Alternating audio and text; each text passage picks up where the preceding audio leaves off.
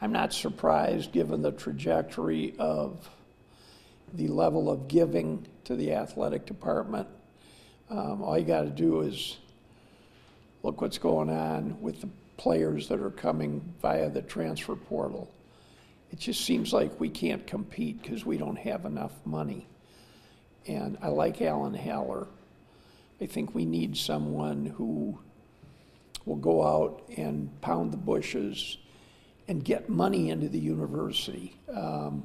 When I see how much other universities are paying athletes, I don't like it, but that's the only way you're going to compete in today's world of name, image, and likeness.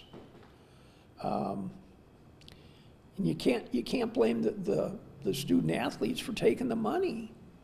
I mean, some of them are never going to be professionals, but I think they should go too if they're getting tons of money to do that.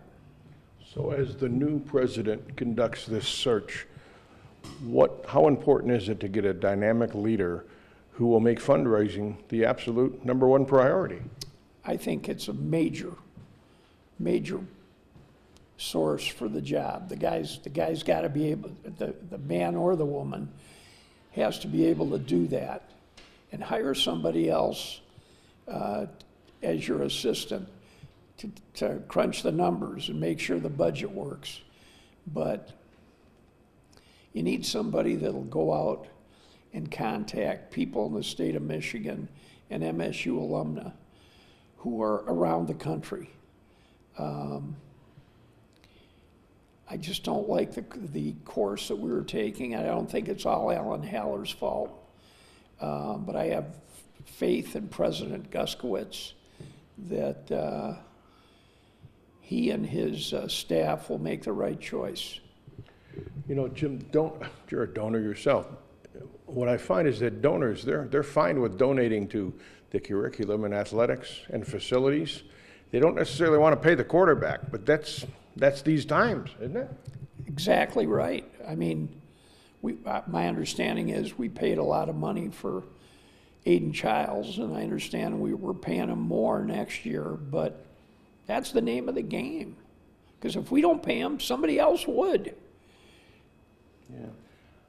How concerned are you with Michigan State's inability, especially in football, to compete with the real big boys? The real big boys. I'm very concerned about that. I see us right now being just to the level of being a moderate program. And that's not what we want. And we're not far from slipping into the lower tier. And I don't blame Jonathan Smith, because you got to get players to win. I don't care how good a coach you are, you must get good players. And God bless him.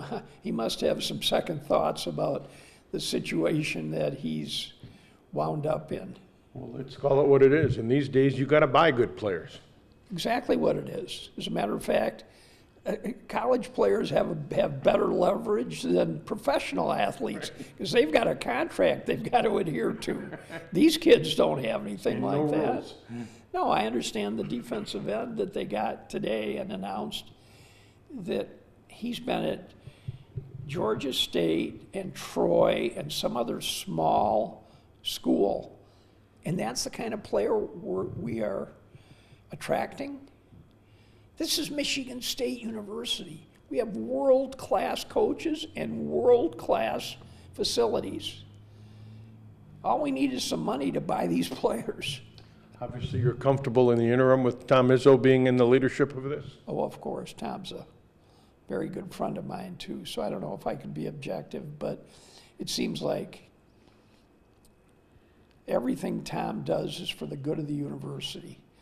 He's been loyal to the university to a fault. I mean, you know how many times he's been approached to leave and go to the pros, let alone other universities. And he continues to labor on here, and everybody at the university looks up to Tom, including faculty. This is a vital hire for Michigan State, isn't it? Absolutely. I mean, maybe the biggest hire ever.